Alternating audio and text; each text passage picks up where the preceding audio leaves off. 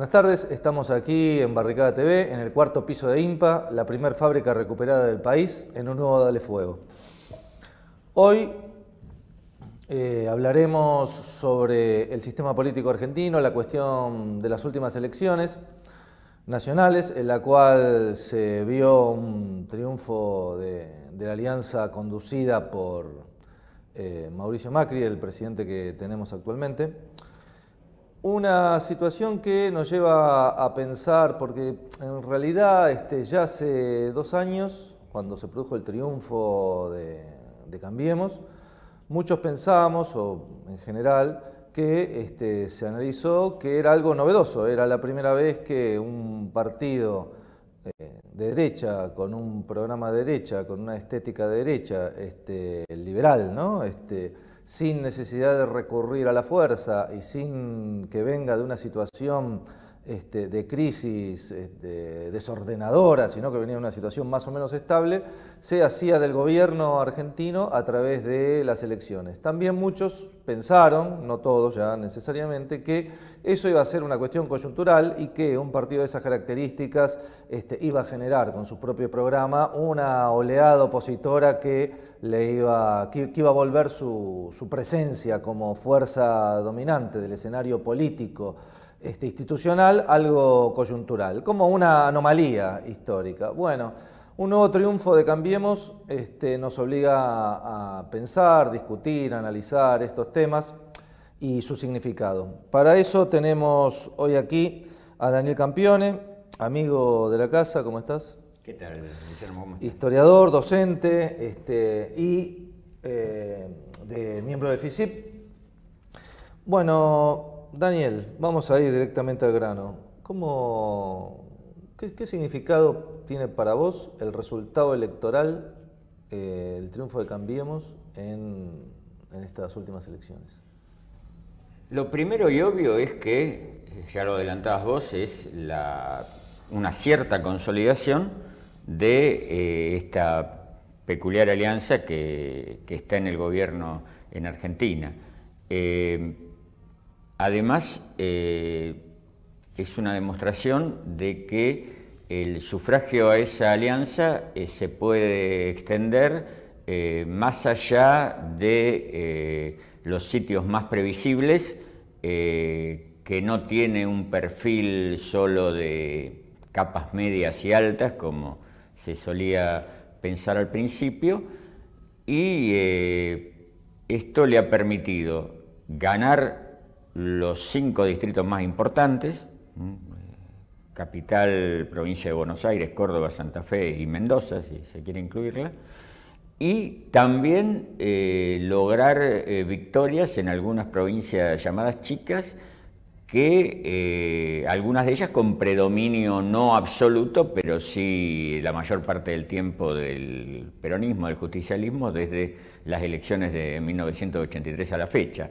En ese sentido, creo que Cambiemos se afirmó como una fuerza de carácter nacional, casi la única hoy con presencia en absolutamente todos los distritos,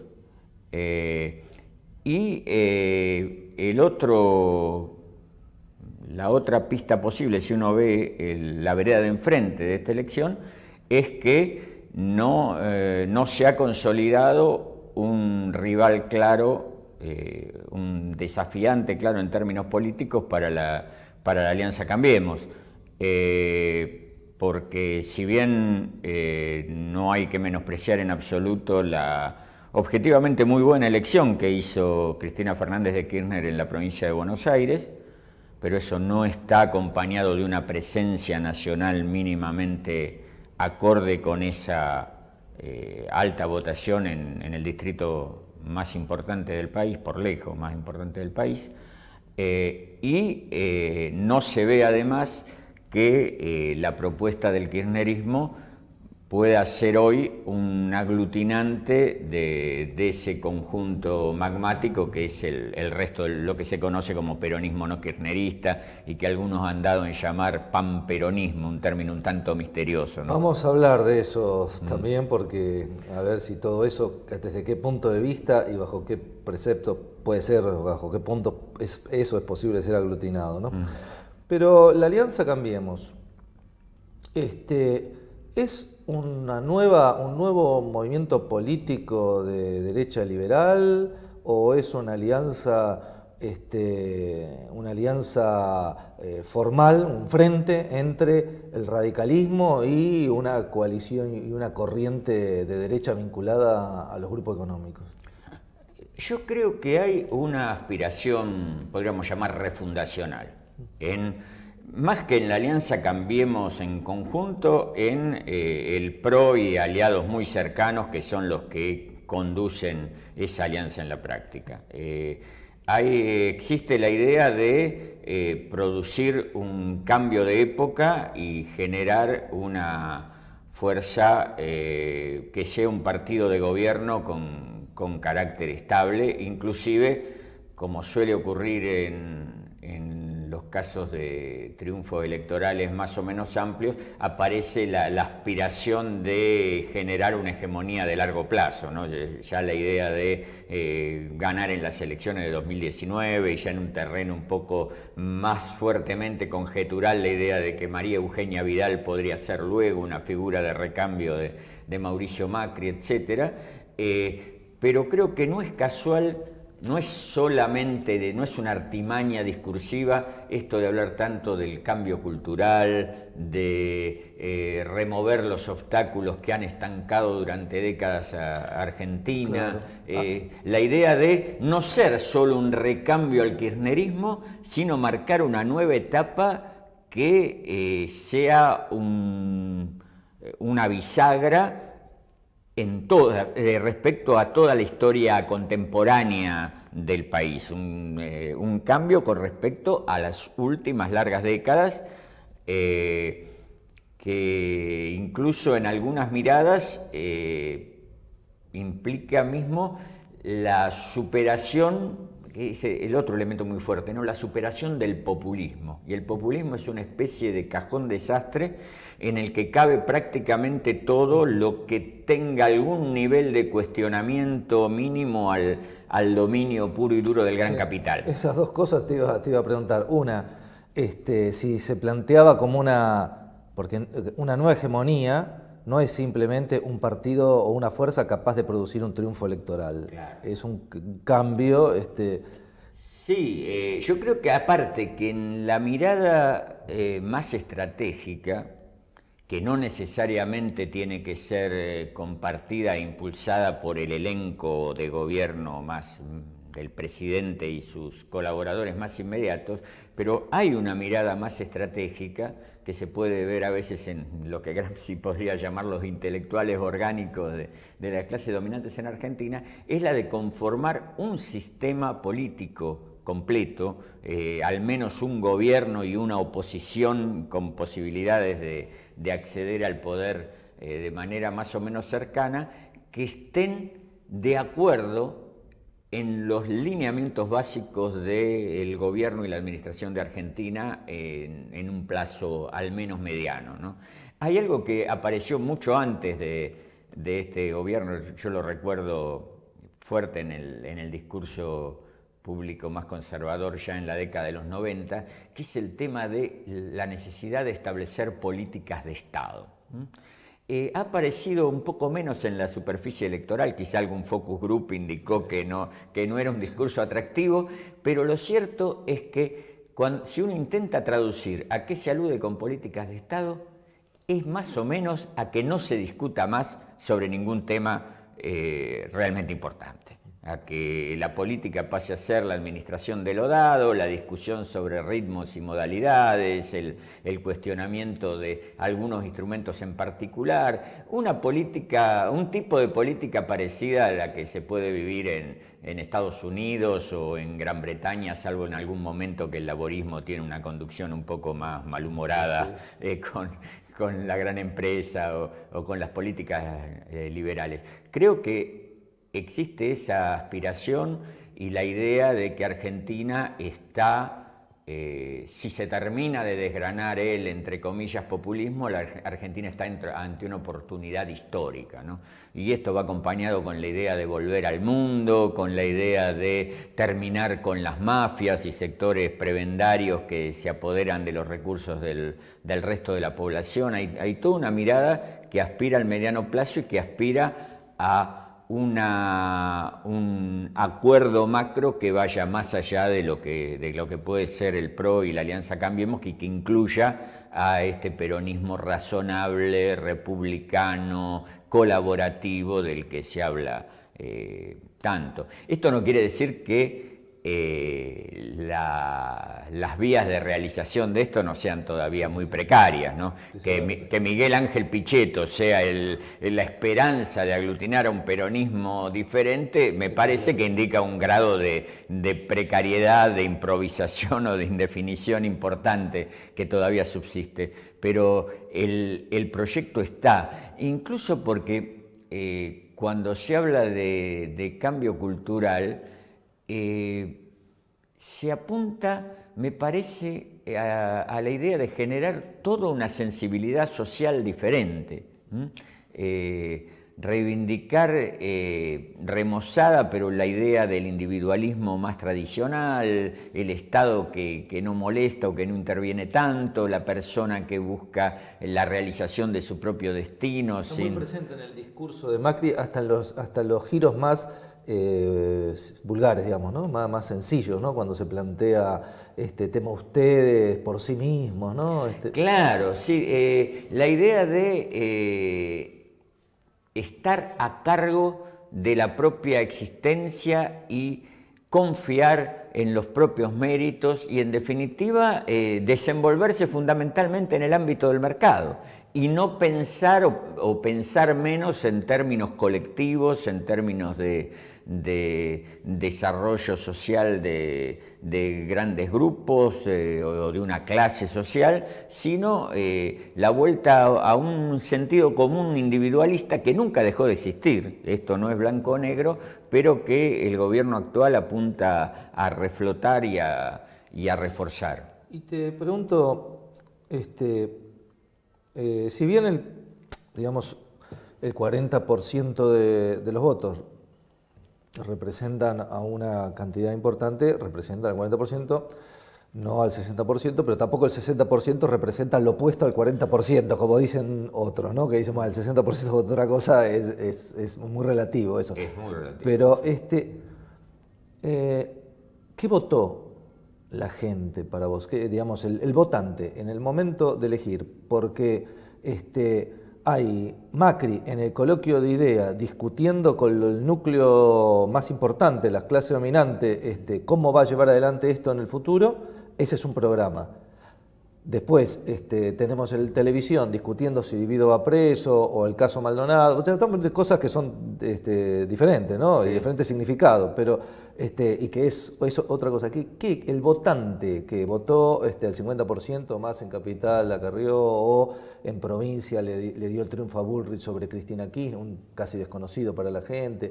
¿Qué es lo que quiere? Y no es un gran empresario, ni un gerente, no es el partido, sí, será el partido de los gerentes en su dirección en todo caso, pero sus votos son de masas. Sí, yo creo que no me animaría a hablar de un sentido unívoco del voto. Me parece que en distintos sectores, incluso en distintas sensibilidades e historias individuales, pueden jugar diferentes elementos en proporciones distintas. Pero creo que algunas ideas lograron tornarse fuertes, por lo menos para un sector importante de la población. Algo sobre lo que el gobierno trabajó mucho es la idea de que el populismo anterior, que el gobierno de Cristina nos llevaba en caída libre hacia el desastre, ¿no? Esto que a veces verbalizan como nos encaminábamos a ser Venezuela, ¿no? Creo que dándole a Venezuela, aparte del significado que ellos le asignan. Ese sería un discurso que caló en sectores de masas. Creo que es un discurso que caló. La idea de que estábamos en una situación que, si bien no se manifestaba todavía como grave, iba en esa dirección. Eso creo que es un discurso que caló, la idea de que los males que se están sufriendo ahora, tipo los altísimos aumentos de las tarifas, no son otra cosa que el resultado del retraso asimismo brutal de las tarifas que se vivió a lo largo de más de una década. Y así muchas otras cosas, ¿no? La idea de que la inflación de un poco más del 40% de 2016 era un resultado de los desequilibrios acumulados en la etapa anterior. Creo que eso ha funcionado, pero esto remitiría más bien a la manipulación, a cómo se ha manejado el juego entre el pasado, el presente y el futuro, que el gobierno jugó mucho a eso de somos el futuro contra el pasado, que no se formula ahora sí, pero algo que trae aires de la época de Menem, ¿no? Del estamos mal pero vamos bien, ¿no? No se formula así, por supuesto, porque traería a muchos por lo menos esa resonancia, pero se trabajó con esa idea. Pero decía que hay aspectos bastante más concretos. Podemos ir a un corte, me están acá presionando ya hace un rato por el corte y seguimos con los aspectos concretos del voto en el siguiente bloque. Bueno, señora directora, vamos a un corte y volvemos en un minuto.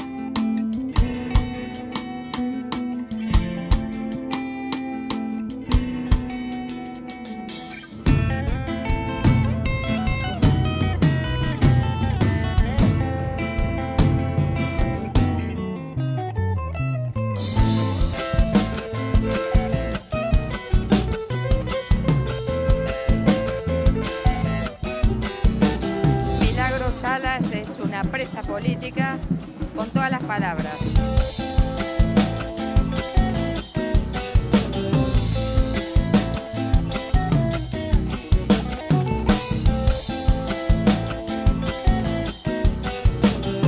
Verdugos del futuro, sonrisita mortal, de traje y guantes te han vuelto a robar.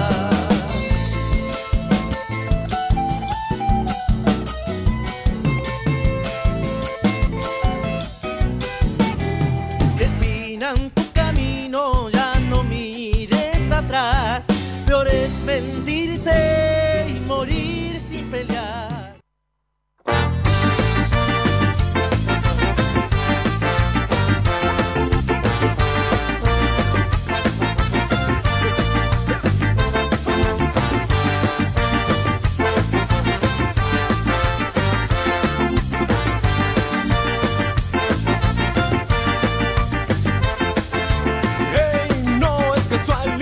Que estemos luchando por una causa social. La declaración en la Constitución dice que tengo derecho a valer más.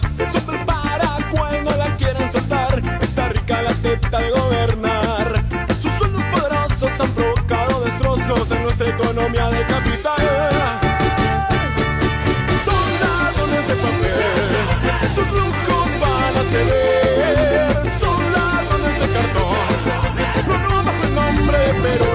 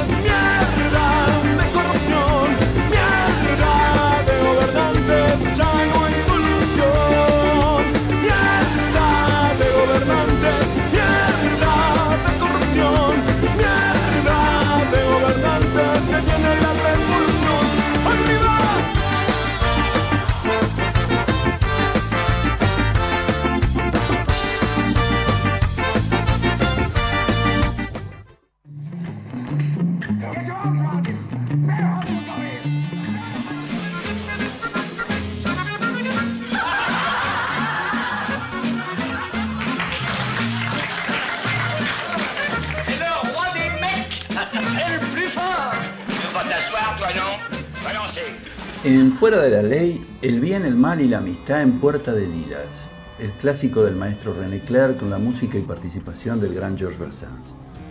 Por Barricada TV.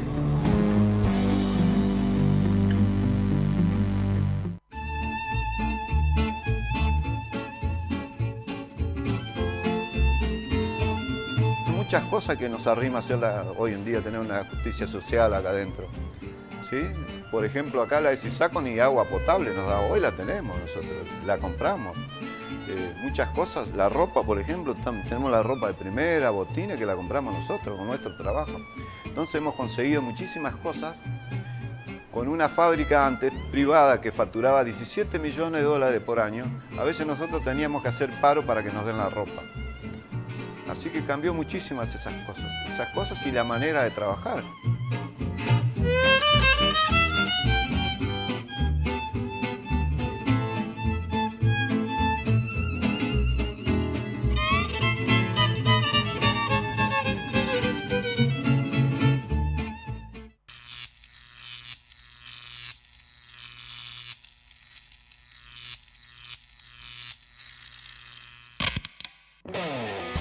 El camino fue muy largo y la lucha colectiva.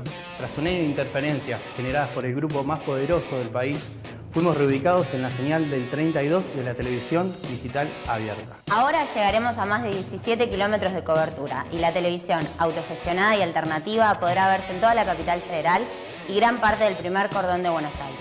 En 2015 ganamos un concurso para transmitir en la TDA junto con otros canales populares. Estuvimos luchando más de un año para que el gobierno Mauricio Macri respete nuestro derecho adquirido. Ahora los vecinos y vecinas de la ciudad, la clase trabajadora en lucha por una patria justa y soberana, por una Latinoamérica emancipada, tendrán su pantalla en el canal 32.1 de la televisión digital abierta.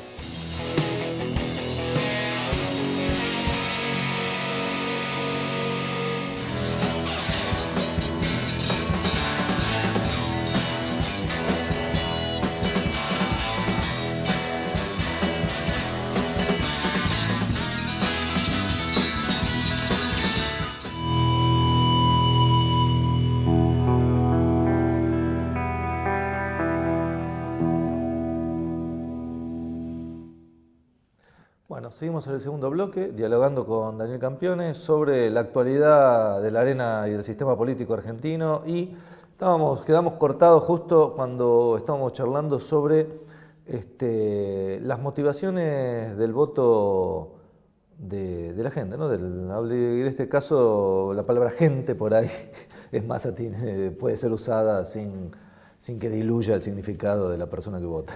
Sí, yo voy a hacer referencia a algunas cuestiones, si no estrictamente económicas, más cercanas a la incidencia sobre la vida cotidiana y sobre la realidad diaria de amplios sectores sociales. Por un lado, en una interesante nota, Alfredo Zayata hablaba ayer en página de el populismo, entre comillas, bueno que hacía el gobierno. Y esto es algo poco percibido, quizá por una mirada un tanto esquemática, un tanto dicotómica, pero, por ejemplo, desde el gobierno en estos últimos meses, con propósito claramente electoral, se largaron una serie de líneas de crédito. No solo los créditos hipotecarios, que son los más publicitados y que tienen claramente un destinatario de clase media y alta. La publicidad de que te dan hasta 15 millones de pesos deja claro a qué sector le están hablando, pero ha habido una línea de crédito para los jubilados, ha habido una línea de crédito para quienes tienen asignación universal por hijo, los descuentos que implementaron para los clientes del Banco Provincia, que entre otras cosas son todos los empleados públicos de la provincia de Buenos Aires, y también la realización de obras públicas en esta idea que también han manejado de estar cerca de la gente y realizar algunas obras públicas muy visibles y con incidencia directa sobre la vida cotidiana. El ejemplo del libro serían los metrobuses. Algo relativamente barato, relativamente rápido de realizar y que transmite una idea de un Estado que se mueve preocupado por resolver o al menos aliviar un tema álgido en el Gran Buenos Aires, por ejemplo, como es un transporte medianamente eficiente. Entonces lo que yo diría que tampoco cabe esa mirada un tanto, no sé si decir arrogante o esquemática, para hablar de la gente, ¿no? La gente o la ciudadanía está votando en contra de sus intereses objetivos, es evidente que esto es un plan de tales características. No es tan evidente. Hay un manejo tendiente a morigerar, hasta ahora por lo menos, habrá que ver lo que pasa después de este triunfo electoral, pero ha habido un manejo tendiente a facilitar algunos paliativos, dar algunos motivos que alimenten más concretamente la cierta expectativa favorable. Por ejemplo, dicen que el triunfo, por lo menos se podría leer, que el triunfo en muchas de las provincias del interior tiene que ver con algunas cuestiones de desgravaciones al campo y de las planes de Plan Belgrano o ese tipo de cosas. Sí, sí, puede ser que tenga relación. Lo que me parece a mí más o menos claro es que hay que desbrozar un poco las políticas del gobierno para ver que no todo se exterioriza como un ataque directo al nivel de vida y a las condiciones de trabajo de la mayoría de la población.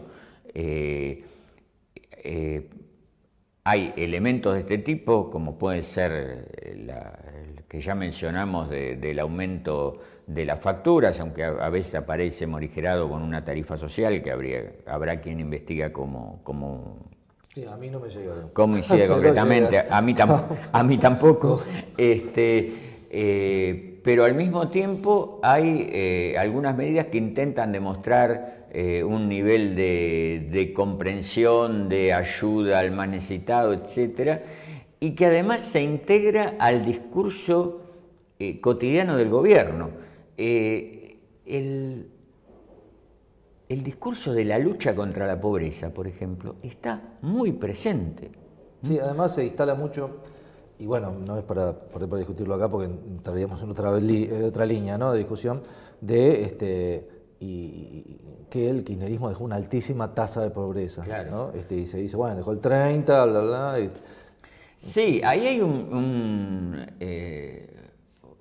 giro importante, que es, estamos en el nivel de pobreza que estamos, entre otras cosas cambió el sistema de medición, claro, que hace más amplio, más alto el nivel de población en condiciones de pobreza, pero aparece esto de nosotros sí vamos a luchar contra la pobreza. Estaba la mentira populista que en definitiva lo que hace es mantener a los pobres en la pobreza para lucrar políticamente con eso, y nosotros venimos realmente a tener primero lo definieron como si fuera un objetivo concreto, ahora hablan más que es de una aspiración, una finalidad última, pero la idea de pobreza cero, que podría traducirse por un país con niveles muy inferiores de pobreza. Es muy interesante aclarar por ahí, porque en general no se sabe, por más que es parte de algo que es público, que las mediciones de la tasa de pobreza son del límite de la pobreza, de acuerdo a cómo se mide, son diferentes en Alemania, en Argentina y en Chile. Sí, si nosotros midiéramos a nivel de Chile tendríamos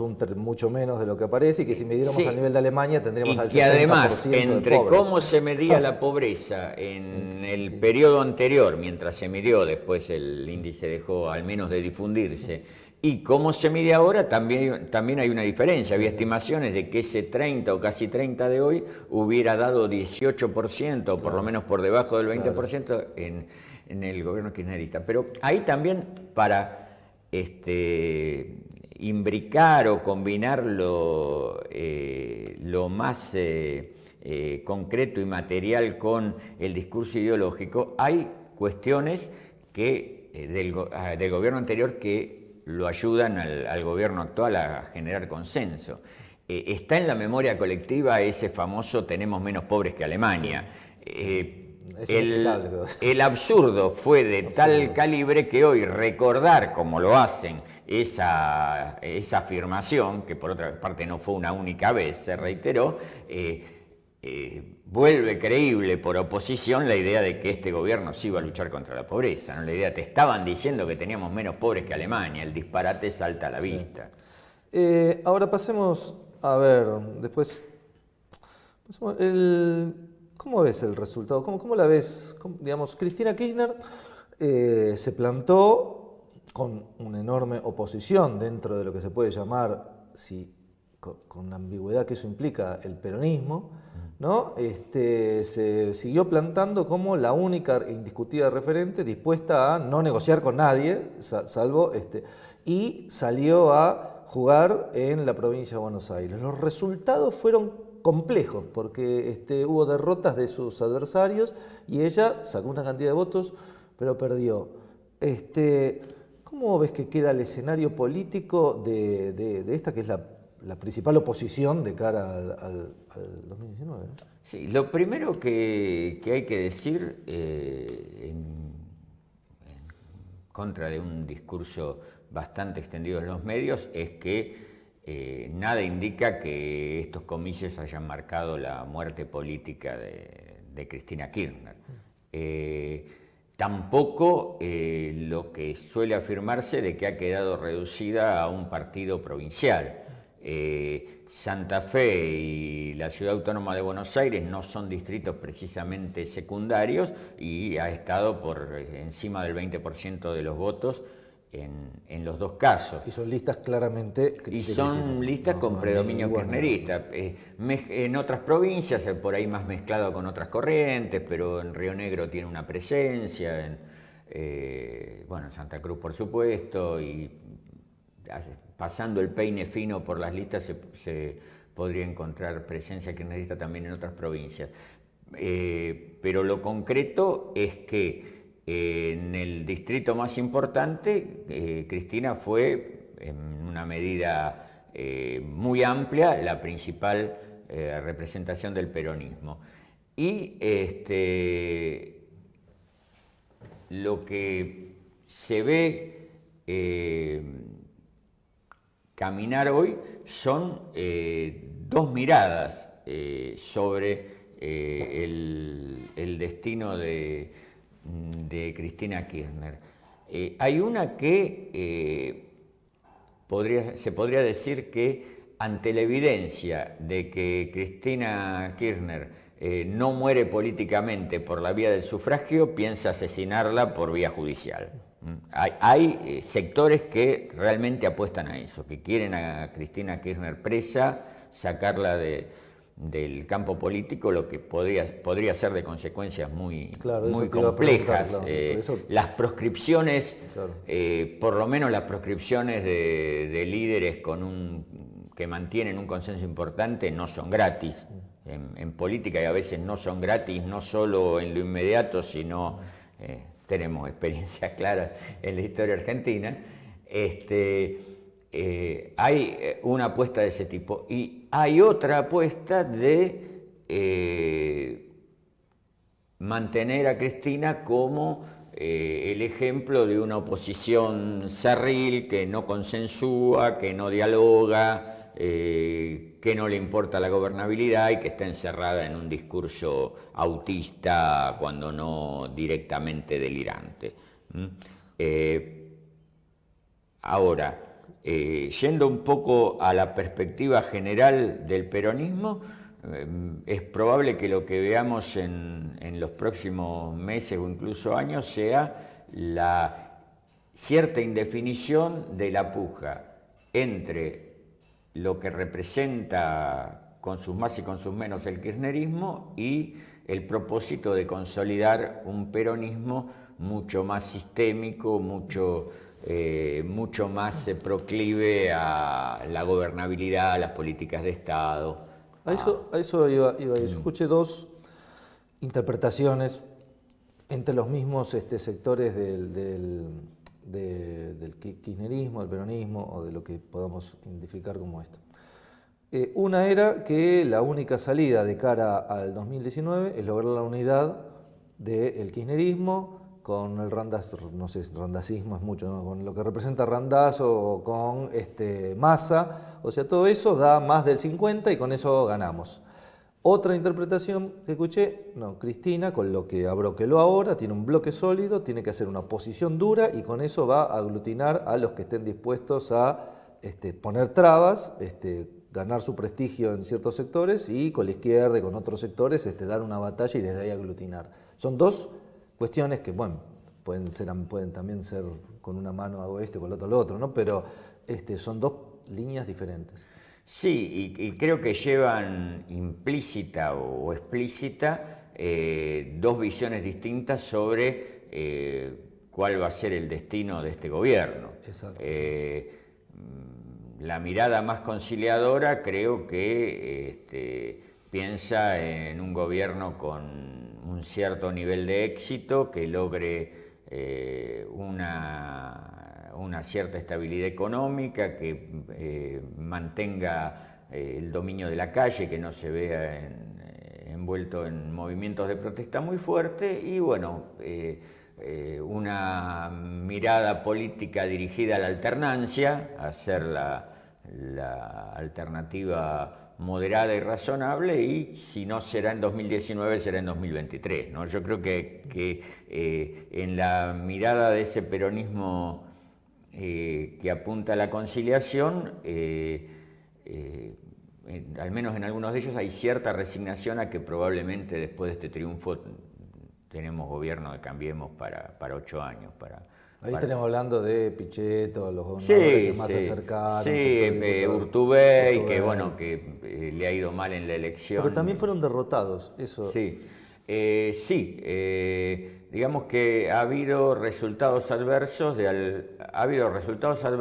algunos gobernadores muy afines al gobierno, o al menos con una mirada benévola hacia las políticas del gobierno. El caso de Salta fue claro, y el otro caso claro y en un distrito mucho más importante es el de Córdoba, ¿no? Schiaretti y por extensión el del azotismo han salido derrotados.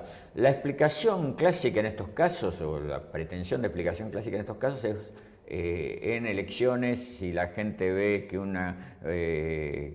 una corriente es casi la copia de otra más poderosa o que esté en el gobierno, vota a la original y no a la copia.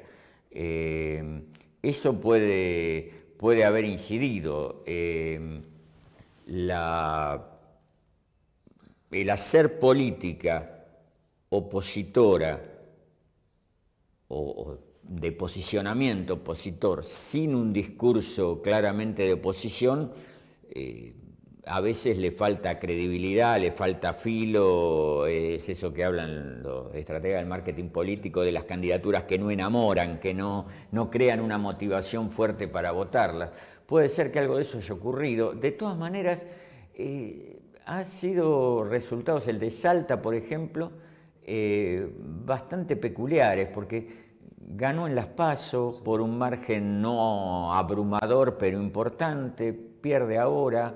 Creo que necesitaría un análisis más fino y más local, sin duda, para ver realmente lo que ocurrió. Pensando además que el tiempo intermedio ha sido relativamente corto, apenas más de 2 meses, ¿no? Que estamos hablando de un ciclo político de aquí al 2019 o de 2015 a 2017. De las PASO a las elecciones generales, esto se dio vuelta. Lo entre comillas, objetivo es que los que se probaba o los que empezaban a probarse el traje de conducción de un peronismo razonable e integrado han salido mal parados todos o casi todos, ¿no? ¿Quiénes son los peronistas ganadores de la elección del domingo? Gildo Infran, Juan Mansur, Rodríguez Sá, ninguno de ellos da exactamente el tipo de peronismo republicano y razonable, y además no tienen para nada el perfil de un liderazgo de proyección nacional. Además, sobre ninguno venían trabajando los medios como presentándolo. No eran sus candidatos. Los que pueden tener los que se apuntaba que tuvieran una proyección nacional eran básicamente Urtubey y Schiaretti. El resto son dirigentes provinciales que en muchos casos ni siquiera conducen la fuerza partidaria en sus propias provincias. Ganó Uñac en San Juan. ¿Quién es Uñac? Que es el personero de Gioja, está tomando un perfil propio. Bueno, pero claramente no es un dirigente de alcance nacional tampoco. Bueno, señora directora, hago caso a sus indicaciones y vamos al corte nuevamente para seguir charlando en un minuto con Daniel Campione sobre las elecciones argentinas y el panorama político para los próximos años.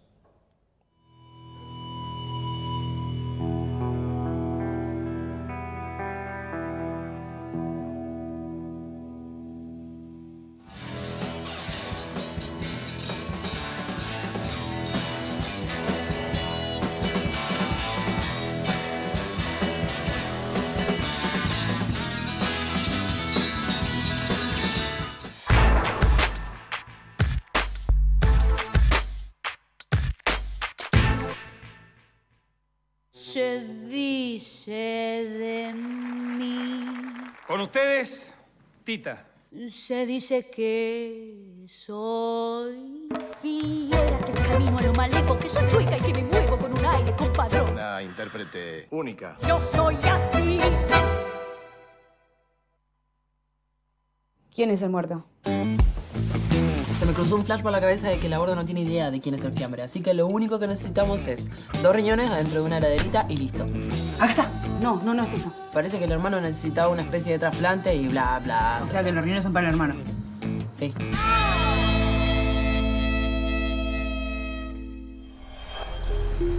¿Vos decís que esta gente te puede sacar la isla? Lo importante es que encuentren la casa habitada. Entonces que vengan confiados, porque esta casa no se vende.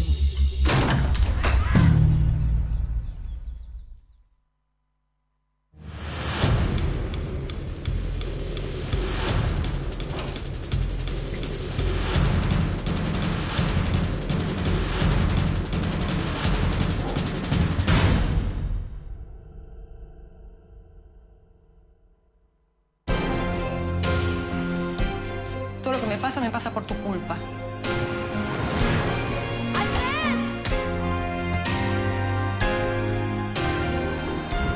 Si a vos nunca te pasa nada.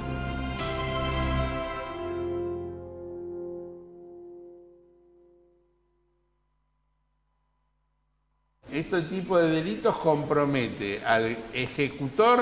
Somos más un ejército del siglo XXI, somos de hoy en día, ¿no? Entonces, por ahora es el silencio. No hay voces claras.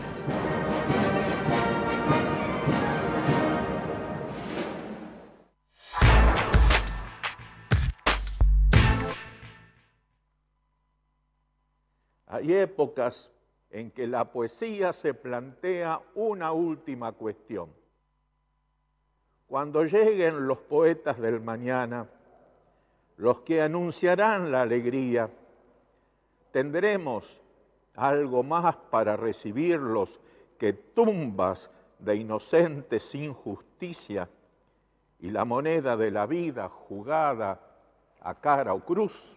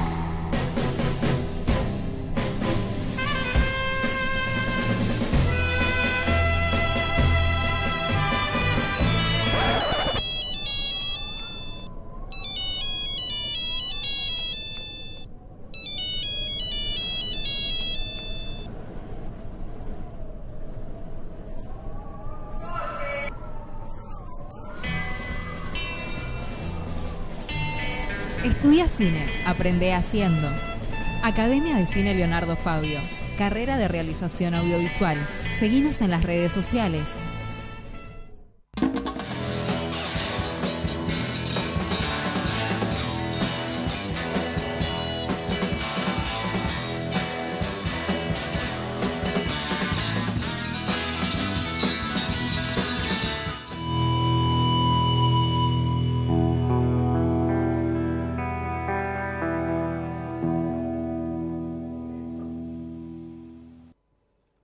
Bueno, seguimos en el tercer y último bloque analizando las elecciones nacionales y el panorama político argentino. Bueno, dentro de la tristeza general del resultado electoral, en general hubo un sector, una corriente popular que festejó su avance, que es la izquierda, el FIT, el Frente de Izquierda, digamos, que es una perspectiva de izquierda que se ha construido en Argentina en los últimos años, que es una perspectiva particular, no es lo mismo que otras perspectivas de izquierda, ¿no? Hay que detallar eso por ahí. ¿Cómo ves el tema del FIT que venimos hablando en el corte? Sí, creo que el FIT, que tiene ya desde 2011 está el FIT. Fue construido, el FIT se construyó, una consulta porque vos manejás más, la construcción de las PASO fueron las que hicieron el FIT. Claro, el FIT tuvo que ver con las PASO. O sea, que mucho Cristina. Claro. y con sobrevivir a ese 1,5% que en las pobres condiciones electorales de ese momento podía ser una guillotina para esos partidos yendo por separado. Sí, tuvo un nacimiento coyuntural que, por otra parte, quienes son críticos del FIT señalan que sigue teniendo en gran medida un funcionamiento de pacto electoral, es decir, que el acuerdo electoral no se refleja después en políticas fijadas en conjunto, en las luchas sociales, en el ámbito sindical, etc. Y algo de eso, o bastante de eso hay. Pero yendo al voto del FIT, me parece que lo que ya a esta altura se ve es una tendencia a la consolidación del FIT, una presencia que viene siendo bastante pareja en la provincia de Buenos Aires, en Capital. En otros distritos menores por ahí hay picos muy altos que después no se consolidan, no se pueden mantener, como es el caso de Salta y Mendoza, que tuvieron proporciones muy altas en determinado momento, llegaron a brillar el 20%, como pasó este año en Jujuy, pero bueno, no se mantuvieron en esta elección. Inclusive habría que repasar las cifras, pero creo que en los dos casos bajaron respecto a los resultados de las PASO. Pero me parece que como mirada de conjunto, el FIT se ha convertido en una fuerza de alcance nacional con presencia en la gran mayoría de los distritos, y que en algunos distritos eso le alcanza para ser tercera fuerza, inclusive. Sí, ha disputado a variantes tipo Massa o tipo FPV, donde está por afuera. Ha disputado de igual a igual. Sí, bueno, y en Capital sacó más votos que Matías Tombolini, que era el candidato del masismo. En la provincia de Buenos Aires también ha tenido un desempeño importante, pero pareciera también estar consolidándose en un techo, como se suele decir en los análisis electorales, que está ahí en un 5, un 6% a escala nacional, y pareciera que le cuesta, no hay por qué pensar que sea imposible, despegar de allí. Dos cosas respecto de eso. Sí. Una, ¿por qué? ¿No? Y otra, Si uno tiene en la cabeza, por ejemplo, una fuerza política, decir, bueno, lo que hay que hacer es trabajar para la derrota del proyecto de Cambiemos, ¿no? Que no se siga reproduciendo en el tiempo. El FIT aparece como una herramienta para derrotar con la estrategia que tiene, digamos, me refiero, para derrotar en el corto lapso o para aportar a la derrota en el corto lapso, o es una construcción pensando en otros tiempos? Yo creo que la respuesta a los dos temas está bastante relacionada. En cuanto a los por qué el FIT parece haber consolidado la capacidad de estar entre el 4, 5, 10% en varios distritos y arriba del 10% en algunos picos, pero no a proyectarse más allá, me parece que no hay que olvidarse que el universo comprendido en el FIT son, básicamente, con algún pequeño aliado en algún distrito, es básicamente la tradición de la izquierda trotskista. Es una tradición muy importante en Argentina, de hecho no es fácil encontrar en el resto del mundo corrientes trotskistas que tengan el número de afiliados y la presencia electoral que tienen acá, pero me parece que al mismo tiempo hay una cerrazón de hecho esta es la alianza de los partidos trotskistas, que además trabajan o mantienen la idea muy anclada quizás en el paradigma de la Revolución Rusa, pese a que estemos a un siglo de esa revolución, que es nuestro partido, no el FIT, sino el PTS o el PO, Izquierda Socialista, nuestro partido es el partido de vanguardia y acá estamos atravesando un proceso de decantación en el que vamos a terminar nosotros siendo la vanguardia. O sea, no hay ni aún dentro del universo trotskista hay una idea de frente de mediano y largo plazo, de llegada conjunta a una instancia de gobierno o de poder. Me parece que hay cierto encierro en ese sentido, incluso mucha competencia entre partidos, muchas desconfianzas, etc. Y creo que eso influye. En cuanto a la capacidad para... Claro, la capacidad para pensar esa fuerza como parte de una estrategia de gobierno, que ya medio en parte lo respondiste, y como una estrategia de enfrentar y derrotar en un plazo corto al macrismo con otras fuerzas, tendría que ser, no sé. Claro, el tema es que se habla a veces de que Argentina sufre una prolongada crisis de una alternativa popular lo suficientemente radical, imbuida realmente de un enfrentamiento al sistema de poder fuerte. Y esto se manifiesta, en efecto, el FIT me parece no tiene el alcance necesario para convertirse en una alternativa, y además me parece que hay algo que es un tema para seguir, que es que desde sectores de poder,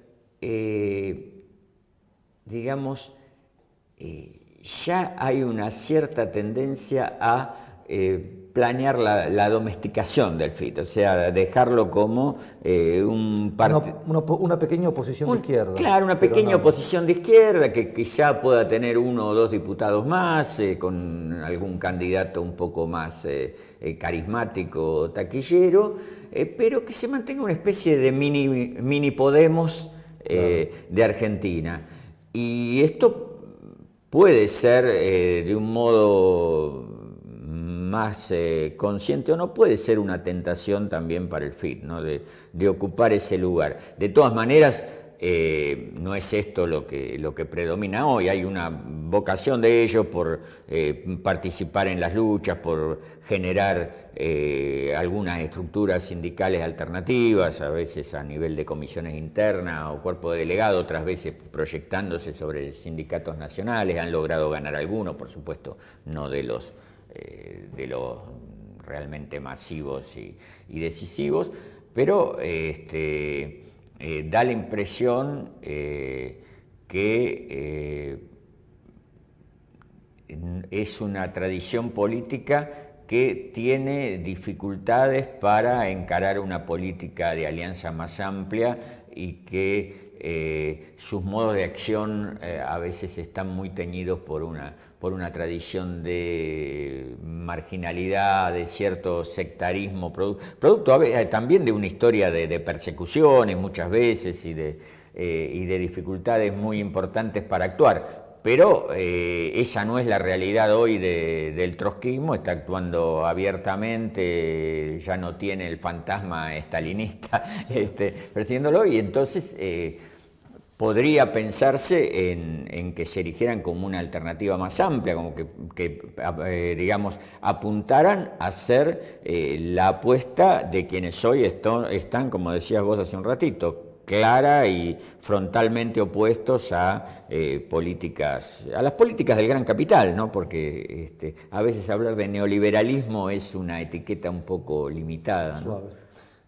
Para cerrar, porque no mencionamos, y por ahí, bueno, tampoco se podía porque encaramos el plano más de la política, ¿cómo crees que este resultado electoral influye en el sindicalismo, las estructuras sindicales, en el sindicalismo, no solo en los grandes jefes sindicales, sino en la estructura sindical argentina, que es mucho más amplia que los sindicalistas que aparecen, y los movimientos sociales de masas más fuertes?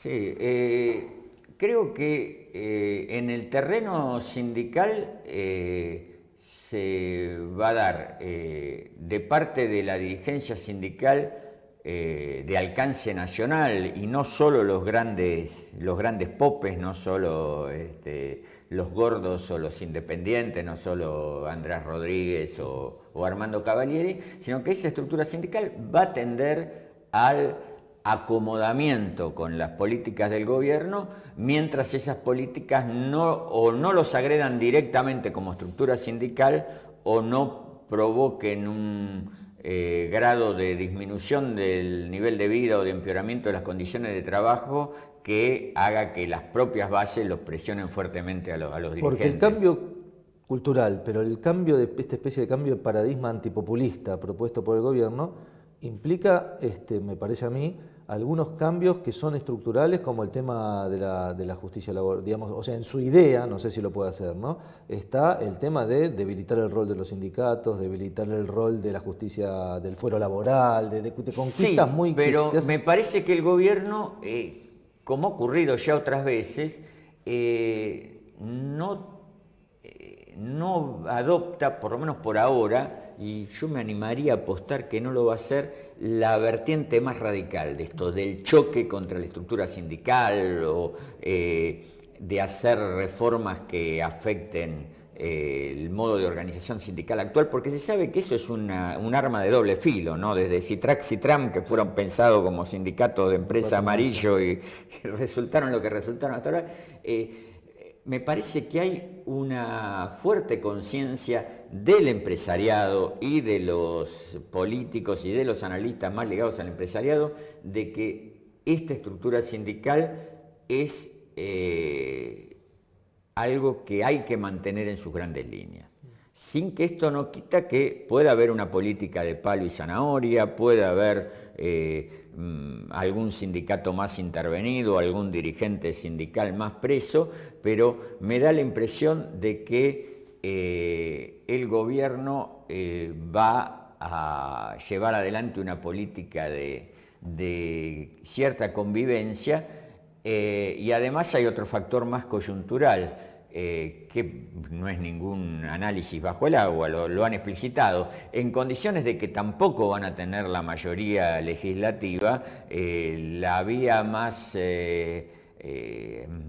factible para producir reformas es la vía del pacto con estos sindicatos amigables, a los que por otra parte, como hay larga tradición, se los puede compensar con ciertas prebendas corporativas de ciertas cesiones que hagan de los derechos de sus representados. Estos son varias décadas de historia del sindicalismo en Argentina y me parece que hay, digamos, además de la apuesta estructural que decía antes a un movimiento sindical del tipo del que tenemos, la coyuntural es la forma más viable de producir reformas, al menos en el corto plazo, ¿no?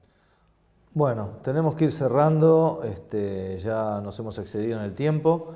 El tema de hacia dónde va la Argentina y lo que significan los resultados electorales que se están repitiendo, bueno, es un tema que solo podremos saber con el paso del tiempo. Seguramente. ¿No?